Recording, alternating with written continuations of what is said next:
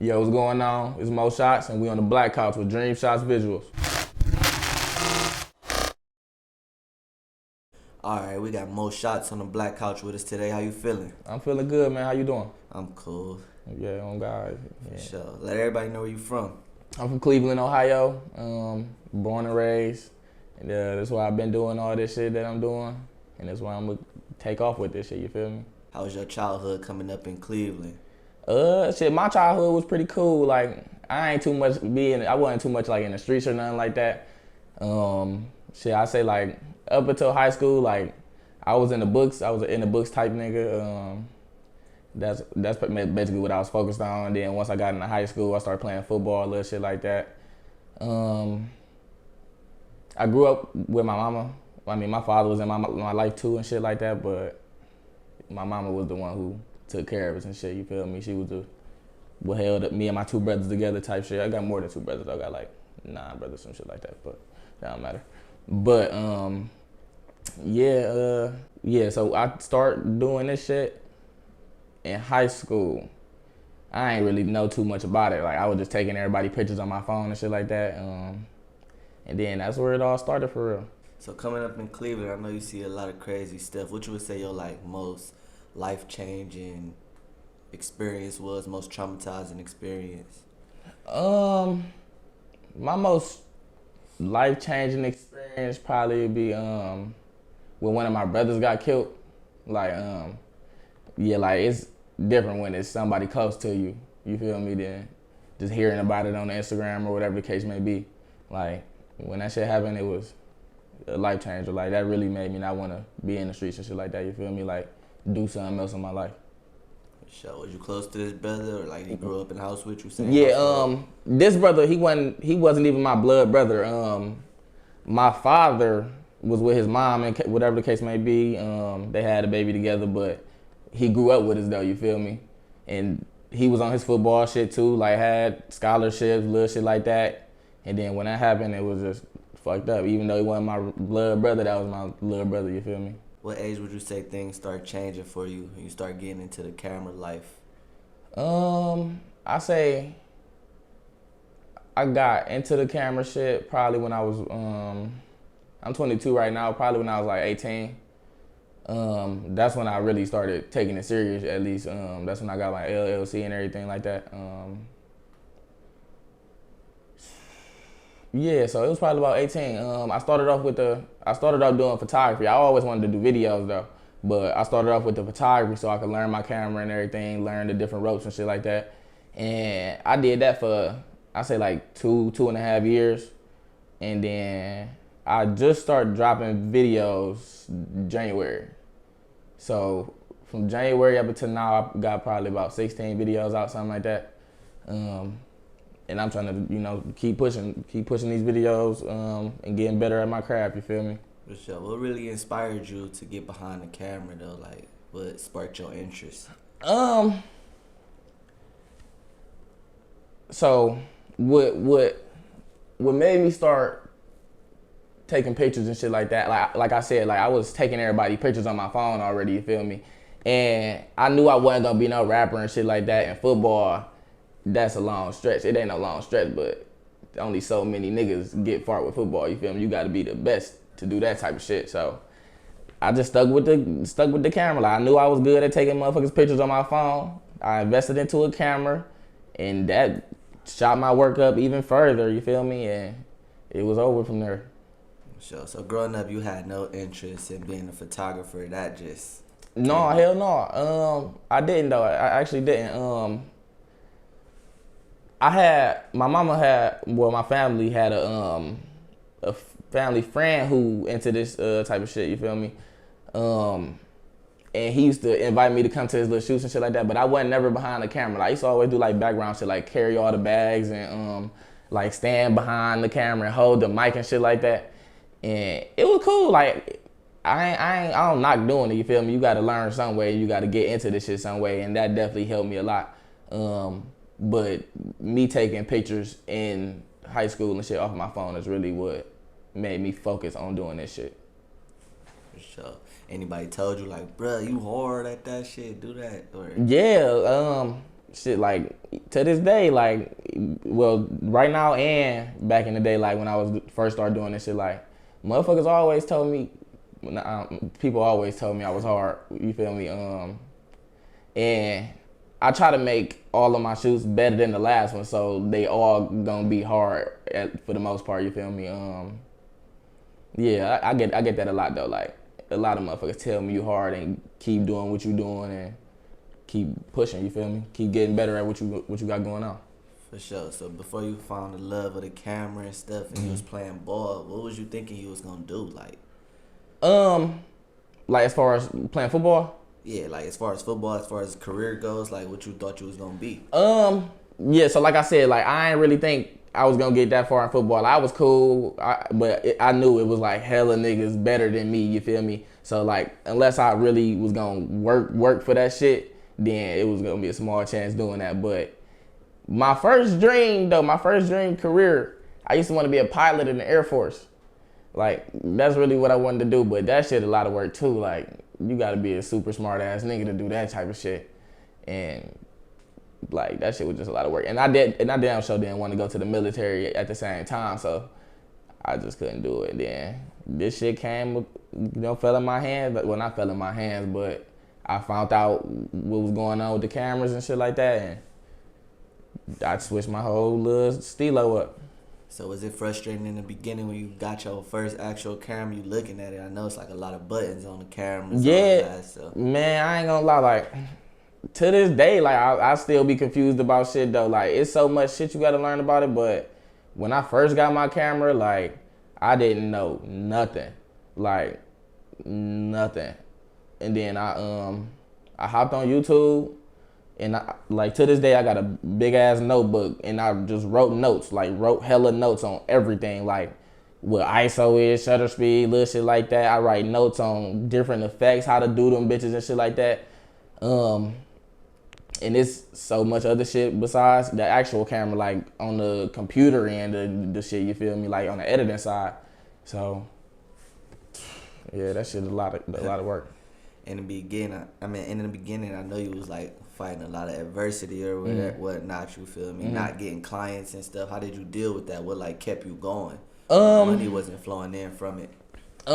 So when I did come into this shit, like I seen a lot of videos where people who already got they photography careers going, like they was basically saying like a lot of the work you gonna do it gotta be for free. Well, at least when you start. So that's what I did though. Like I did a bunch of free photo shoots, free videos and shit like that. And then once I really knew like I was hard, like I know how to edit, I know how to make these pictures and these videos look good.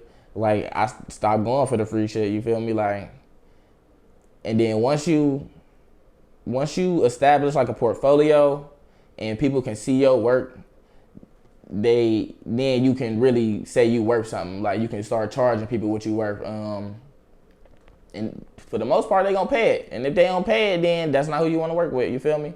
Like they gonna pay for the quality. If you got the quality and you got the ethic and you doing this shit, they gonna pay for what you charging for sure.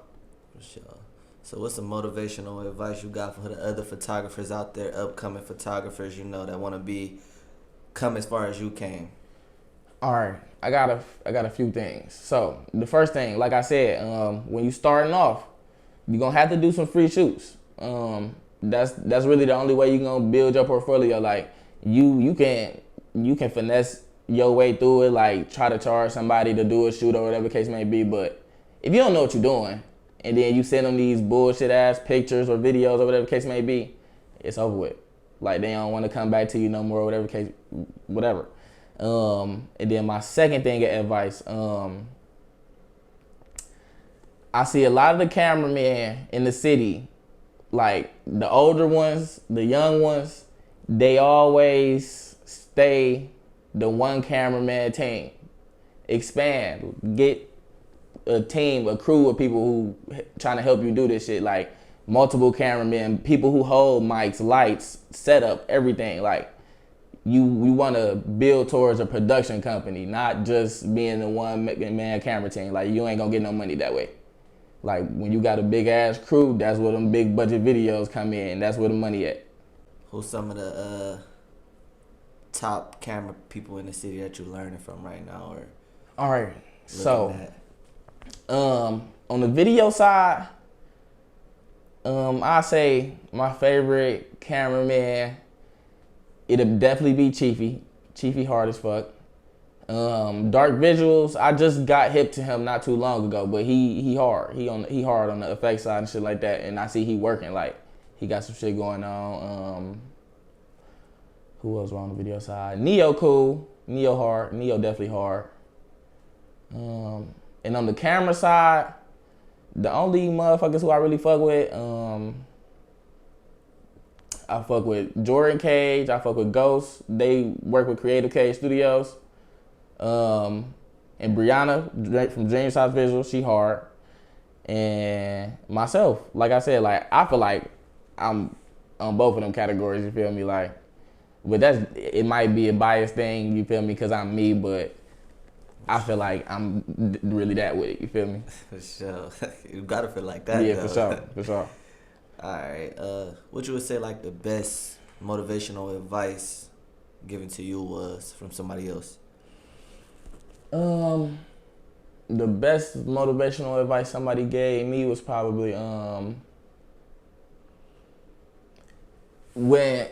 so I recently quit my job, and that really came from somebody telling me like, if first of all, like the job I had wasn't really paying nothing for real, but they basically told me like, working a job, especially if it ain't paying nothing, like it's taken away from the time you got to make yourself better, to build your own brand. You feel me? And once I thought about that and decided like I'm about to quit my job for this shit and really pursue this career type shit, like it been getting better. Like, you feel me? Like I'm starting to get more clients, videos getting better, pictures getting better. Like my overall style of how I do things is getting more advanced. You feel me? So yeah, that's probably the advice that I took in the most. You feel me? Like really work. If you really want this shit, work towards what you gonna do. You feel me? I don't know if this happened to you yet or not. So how do you deal with it when you're not getting any clients at the point that you are now? For the most part, like if I'm not getting clients or something like that, like I said, like I just do another free video or something like that, just to at least keep the content going, so people can see that I'm really getting better and more people will want to shoot with me. Cause I already know like it's some cameraman in the city that's already established, that already got motherfuckers who really tapped in with them like that. You feel me? And I know is you gotta have patience. You feel me? So that's really the only thing that keep me going for real. Like, I know you gotta be patient and you gotta keep moving, and you gonna have them hard days. Like, no matter what you're doing, you're gonna have them hard weeks or whatever the case may be. But if you work through that shit, then eventually, you feel me, it's gonna get better. You're gonna get more clients and the money gonna start coming in. You got any recommendations for other camera people out there, like as far as editing? What should they edit on? What type of softwares to use? So as far as like different softwares and shit like that, I can't really too much say nothing about anything besides what I use. Like editing wise, I use all Adobe products, so like Adobe Premiere Pro, After Effects, Lightroom, little shit like that. But it's some other shit depending on how far you want to go with this shit. Like, so if you want to do like 3D and VFX and shit like that, then you would probably want to fuck with like Saber and Cinema 3D. Cinema 4D. I'm sorry. Blender. Like, it's a bunch of different avenues you can go. It's, depending on what the type of work you're trying to put out. Camera wise, I love Canon. Canon is, you feel me? That's my dog. Like, when I first bought a camera, it was a Canon. Right now I'm shooting with a Lumix S5 though. When I got the S5, like, it was a whole different setup. Like, I was so used to working with the Canon because I had that bitch for 3 years, but I had to buy another camera to escalate my work, like the quality that I was putting out, you feel me? And I wasn't shooting 4K and I wasn't shooting with a full frame camera. So I had went to Dye Camera, and one of the guys there had recommended the S5 for me. I did a bunch of reviews on it and shit like that, and once I bought it, like it was fire, you feel me? And so yeah, like, and Sony too. Sony is on the camera side, Sony fire on the video side. And if you do a lot of night shoots, a lot of shoots at night, Sony is where it's at. Cause they fire on the low light side. Canon, they fire, they crispy, but Canon, I feel like they focus more so on photography and colors popping. Like the other cameras, the colors gonna pop regardless, especially if you edit the shit, you feel me? So you can make whatever you wanna look for, but different cameras got different pros and cons, you feel me? And the same as the software, it's like, I know a lot of motherfuckers who use, what's the shit called on Final Cut Pro on Mac. I fuck with Final Cut Pro. Like it seemed pretty similar.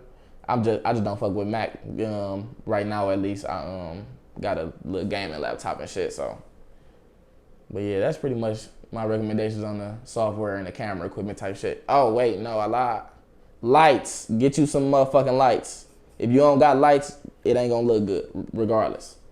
But that's my last recommendation. For sure. All right. Let's see. What about learning platforms? Where are you getting most of your information from? I know YouTube is like a big source, but any like specific YouTube people? Shit. It's all right. So it's a lot of people. So one of my favorite YouTube creators, who's also a filmmaker, this guy named Max Novak. I don't know if you know who he is, but Max Novak is fire. He hard on the effects side. Like a lot of the popular music videos out here, like he break down the complicated effects, show you exactly how to do them or another way to do them and shit like that. I fuck with Cinecom. Cinecom, they teach you all type of shit, like teach you different aspects of the actual camera, editing, effects, all of that type of shit. There's one guy, his name, if I'm not mistaken, it's like Brian De La Mata or something like that. He hard as fuck on the editing side. He teach you a lot of shit as far as different effects, different ways to work on different softwares and shit like that, like working on Premiere Pro, the different components of it and shit like that. It's a lot of other ones out here that I'll fuck with, but they not all in my head right now. But it's a lot of other motherfuckers out here that I fuck with for sure. For sure. So them the top two, right? Yeah, for sure. The Max Novak, that's one of my top motherfuckers for sure. And this other dude named Peter McKinnon, that's who I really first started off watching. He is more so on the photography side, but he do video shit too. But he fire as far as explaining everything, like how to make content, how to edit, everything. Like he that's another fire creator as well. Yeah, for sure. For sure. So what can the people expect from you in the near future? So in the future, like I said, I want all of my videos to be better than the last one that I shot. So I'm gonna keep coming with fire videos. I'm gonna keep coming with fire photo shoots. I'm actually about to start focusing on the YouTube and shit like that. So I'm gonna start putting vlogs, different like tutorials on editing, teaching other photographers and cameramen about different camera stuff as well. Yeah, so I got a few things coming.